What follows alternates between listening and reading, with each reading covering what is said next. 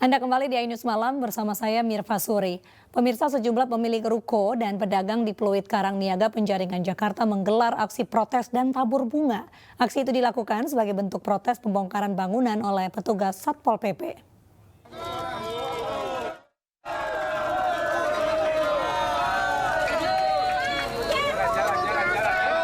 Sejumlah pemilik ruko dan pedagang di Jalan Pluit Niaga Penjaringan Jakarta Utara menggelar aksi tabur bunga di sepanjang Jalan Blok Z hingga Pasar Muara Karang.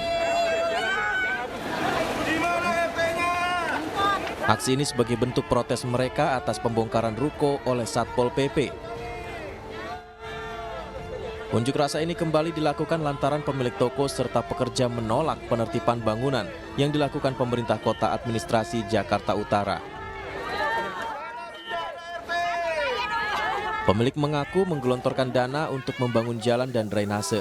Selain itu, pembongkaran bangunan ini juga berdampak pada penghasilan para pemilik usaha hingga menyebabkan PHK pekerja.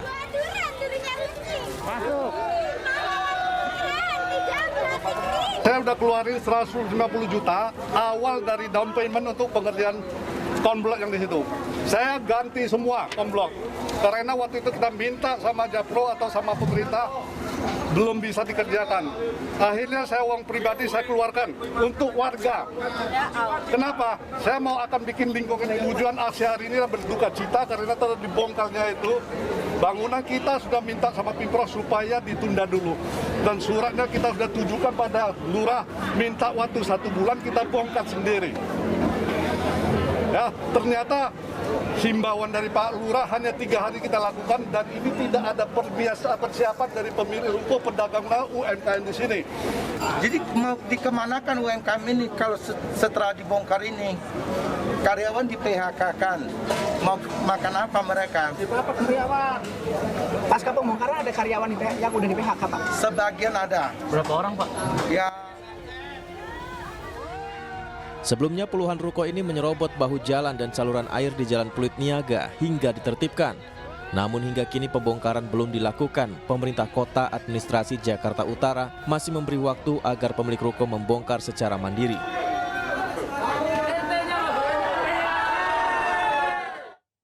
Sementara itu, polemik pembongkaran ruko di Pluit masih terus berlanjut. Ketua RT 011 RW 03 Pluit Penjaringan Jakarta Utara diduga mendapat perlakuan persekusi dan intimidasi.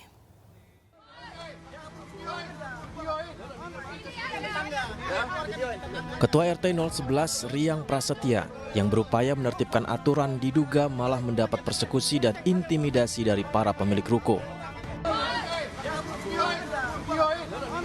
Video dugaan intimidasi ini pun viral di media sosial. Para pemilik ruko mengatakan bahwa ketua RT lah yang telah melaporkan kasus penyerobotan bahu jalan dan saluran air kepada pemerintah kota Jakarta Utara.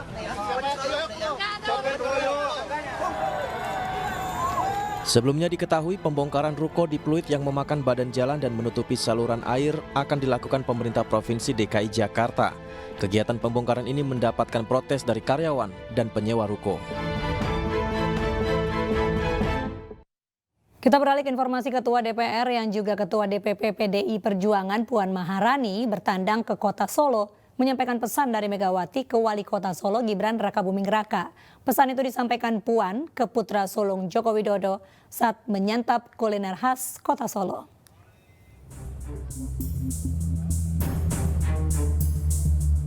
Wali Kota Solo Gibran Rakabuming Raka mendampingi Ketua DPR yang juga Ketua DPP PDI Perjuangan Puan Maharani saat mengunjungi Kota Solo.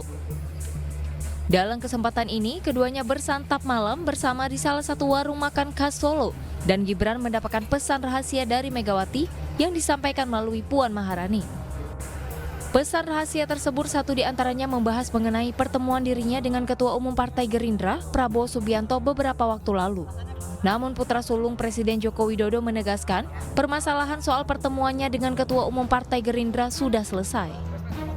Kemarin dengan Pak Sekjen sudah clear, dengan DPP sudah clear, ini ada Mbak Puan datang sendiri ke sini. Ini ada pesan Bu Mega yang sampaikan ke jenengan? Ada juga. Apa, Mas? Oh, salah ya. Sama dengan Pak Hasto atau beda, Mas? Sama dengan Pak Hasto? Hampir sama. Tapi ini tadi disampaikan langsung oleh Mbak Puan ya. Apa Mas pesan yang disampaikan Mbak Puan mungkin dari pribadinya Mbak Puan terkait rahasia? ini kan Mbak Puan juga Rahasia. jurkam juga ya Mas? Ya. Ada dawuh Nanti khusus? ada tugas khusus juga untuk teman-teman caleg dan lain-lain ya. Nanti kita turun langsung. Sebelumnya, Puan dan Gibran mengunjungi Solo Paragon Mall. Putri Megawati Soekarno Putri ini berkeliling sambil melihat-lihat pameran fashion yang berada di Atrium Mall Solo Paragon.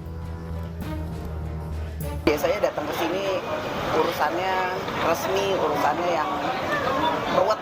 Ini nggak mau ruwet, ini mau santai sama Mas Wali. Agenda politiknya Agenda politiknya kan saya datang ke sini bareng sama Mas Wali, artinya apa? Artinya ya bareng. Nah, itu aja. Selain itu, Puan mengakui bahwa kunjungannya ke Solo untuk menghabiskan waktu akhir pekan karena menurutnya, Solo selalu punya arti penting baginya. Dari Solo, Jawa Tengah, Septiantoro, iNews melaporkan.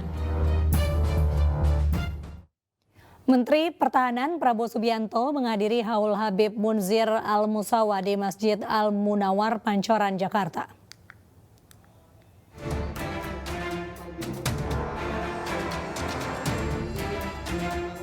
Menteri Pertahanan RI Prabowo Subianto menghadiri haul Habib Munzir Al-Musawa di Masjid Al-Munawar, Jakarta Selatan. Sesampainya di masjid, Prabowo disambut oleh jemaah sembari membalas salam para jemaah yang mengikuti parade 1000 hadrah dan ziarah akbar dari Masjid Al-Munawar. Menariknya dalam sambutannya, Prabowo mengaku tidak ingin menyinggung soal pencapresan. Namun ia berharap siapapun yang terpilih, Presiden Indonesia mendatang merupakan pemimpin yang juga jujur. Tidak mau menyinggung, sebetulnya ini acara haul, bagi beliau yang menyinggung, ya. Saya tidak mau menyinggung, nanti dibilang belum apa-apa sudah kampanye, ya. Tidak, saya tidak mau menyinggung. Tapi kalau saya ditanya, apa Pak Prabowo nyapres atau tidak, insya Allah kalau Yang Maha Kuasa mengizinkan, insya Allah saya akan nyapres. Tapi saya terima harapan itu. Benar, kita semua mendambakan. Saya dari kecil, waktu tentara, saya pun mendambakan pemimpin yang jujur. Jemaah terlihat membawa atribut berupa bendera hingga poster bertema Haul Sang Raja Sanubari dan juga brosur yang bertuliskan Ziarah Akbar Sultanul Kulub. Dari Jakarta, Anggita Maura, Leman, iNews melaporkan. Ketua Umum Pengurus Besar Nahdlatul Watan Diniyah Islamiyah, Tuan Guru Bajang Muhammad Zainul Majdi, menghadiri tablik akbar dan halal bihalal di Desa Selebung, Lombok Tengah, Nusa Tenggara Barat. Dalam tausiahnya, TGB meminta masyarakat untuk terus memperkokoh persatuan agar tidak bisa dipecah belah di tahun politik, terutama jelang pemilu 2024.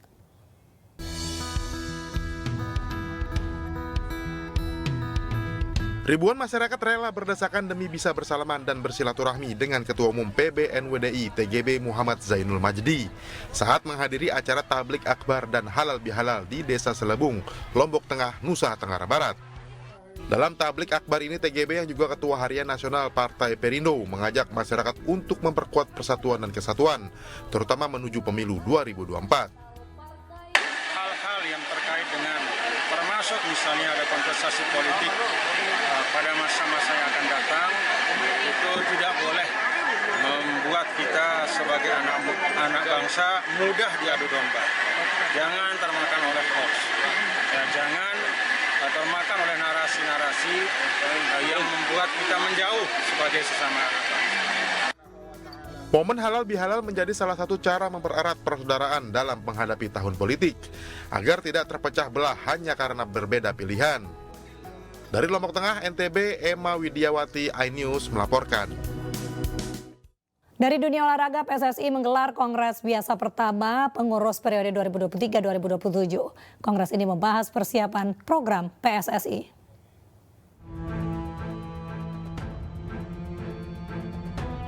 Persatuan Sepak Bola Seluruh Indonesia PSSI menggelar Kongres Biasa 2023 di Jakarta Minggu siang. Kongres ini diikuti oleh jajaran pengurus PSSI, Exco, anggota PSSI, perwakilan Menpora dan NOC Indonesia. Dari hasil kongres, PSSI akan memaksimalkan komersialisasi dan pembinaan usia muda demi prestasi sepak bola Indonesia. Untuk mulai mengembangkan komersialisasi daripada sepak bola itu sendiri tanpa meninggalkan pembinaan, ya, jangan salah loh. Seperti yang kemarin saya dan Pak Waketum dan Ibu Waketum waktu kita studi banding ke Jepang, itu pendapatan PSSI Jepang itu hampir 200 juta dolar. Ya, di mana mayoritas ya dari timnas. Apakah bertanding, apakah hak siar dan lain-lain. Nah, tentu dengan prestasi yang baik. Bahkan kita melihat bagaimana mereka membangun training camp seharga 100 juta dolar yang kita lihat. Nah, itulah kenapa kita juga akan membangun training camp di ibu kota baru hasil bantuan daripada dana FIFA itu sendiri. Dalam kongres ini PSSI juga membahas mengenai rencana anggaran PSSI, pengesahan auditor, penetapan badan yudisial dan penyempurnaan kode disiplin PSSI. Dari Jakarta, tim liputan iNews melaporkan. Lionel Messi masuk dalam timnas Argentina yang akan menjalani tur Asia. Namun PSSI berpesan masyarakat tidak euforia dulu.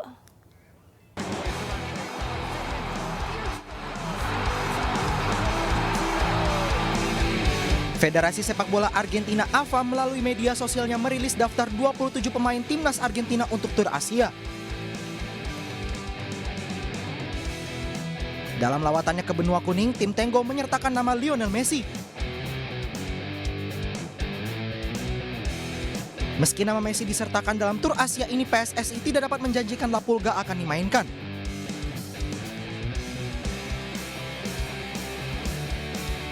Anggota Komite Eksekutif PSSI Arya Sinulinga menyebut hanya bisa mempersiapkan yang terbaik agar harapan masyarakat melihat Messi beraksi bisa terwujud. FIFA Matchday Indonesia melawan Argentina rencananya akan digelar pada 19 Juni mendatang di Stadion Utama Gelora Bung Karno, Jakarta.